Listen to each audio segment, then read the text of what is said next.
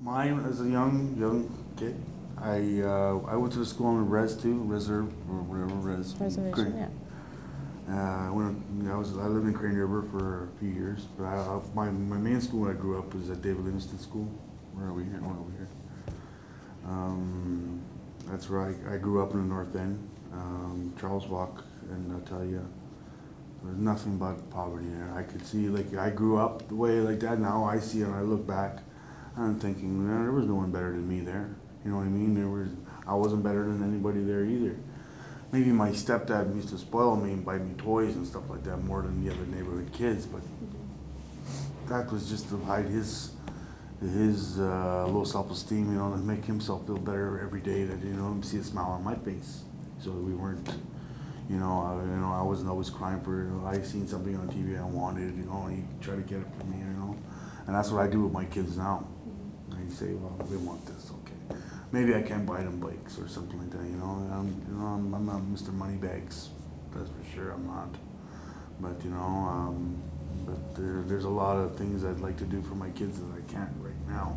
But how I grew up, and I know that I want to change some of those things. If I can change at least half of them, then I'm winning a war against myself and the way I inflicted my life on them, on my kids or something. I don't want my kids growing up not doing that for their kids. Like showing them like that, but. My kids don't realize, like I said, we're not living, we're surviving.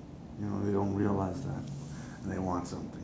The ice cream lady comes around, which is her sister, drives around on a bike. We don't have money for ice cream all the time. And those things are like $3, $3.50. Call her the troublemaker. Yeah, we call her the troublemaker, right? Yeah, so, and they're screaming for an ice cream. When I do have the money, it's there.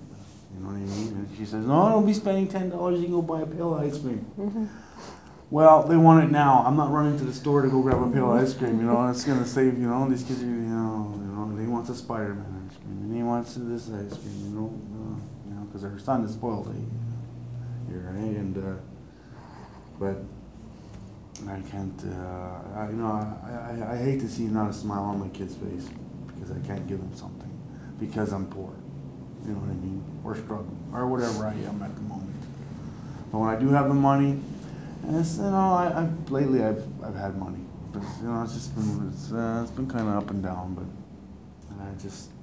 I don't like to see myself like how I see my dad or my stepdad. Sorry, I don't know my real dad, but I see how my stepdad was, and how he tried to manage it out for the kids and my mother and stuff like that, and it was tough, because there was 3 of us, and back in those days, I guess it was a little rougher, I guess. My mom was on welfare, and there was kind of like the old scam that, he works, she's on welfare, he lives with her, whatever, that kind of thing, that goes on a lot. That's how people get by. Yeah. That's plain truth. There's 1,000 families do it in the city, There's nothing no one can do about it. Then you got the people who are not comfortable with that and start telling them to be like, yeah, pay. So I don't like that, but that's the way we lived for a bit, not too long, but it was kind of, it's tragic when you have to, break the law to make a living. Even when I was a young guy, oh boy, I was a bad guy. I was in and out of the pen, jails, youth center, all that stuff, you know what I mean? So I didn't, from my earlier years, I didn't really have to worry about food or money or anything like that. I was at social programs. I could make money doing this or doing something positive, save it up while I'm in the youth center or in jail or do something like that. And it helped me out when I got on the street. But after I'm on the street, what do? I go back to crime. Or, I had a self-made family already, or whatever. I had, my son was on the way. I had my oldest son, and I was struggling with them. She was only getting $400 a month. My program, I was getting $190 a week. That wasn't still. I was still struggling with one kid. I think about it now. I'm thinking, it still wasn't enough money to rent or cable or phone. Everything was separate at the time. And now you can buy packages now with Shaw, but that kills you. When I was growing up, I don't know, like we always had food. The house was always clean. My dad had a job, but we were on social assistance. So like I didn't have too much of a problem there. So then we moved to the reservation, and when I was 16, I had my first baby. And then when I was 17, I had my second one. And we were living on social assistance there. And after a while, I think when I turned 18, that's when I left. I left home. And my parents wouldn't let me take my kids, so I had to leave them, and then I had to go through the police and CFS to get them back. And then when I did get them back, we moved here to Winnipeg. I was in a women's shelter for a little while, and then they stayed there with me. And then after that, got out of the women's shelter, didn't have anywhere to go, so I had to spend the night at the Salvation Army. And after that, I quickly rented a place, like just, anything to get me out of there. And yeah, and then I've been raising my kids since then, and I've been,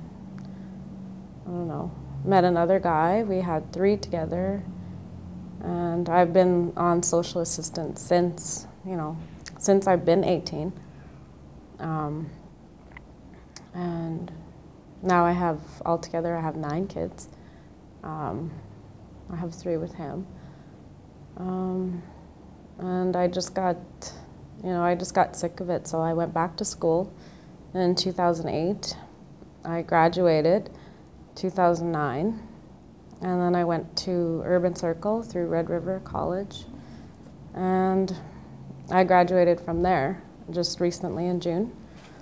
So, and right now I'm just looking for work. I just want to get off, social assistance. I actually went and saw a lawyer yesterday, or legal aid, to get child support from 2 of the fathers of my kids. So I'm just waiting on that, hopefully, And I've been applying like crazy, like to get a job, at the Health Science Center. I graduated as a healthcare aide and a health unit clerk. So, yeah, but it's just hard. I can't get a job, and yet they say there's shortages, but no one's called me for an interview or nothing.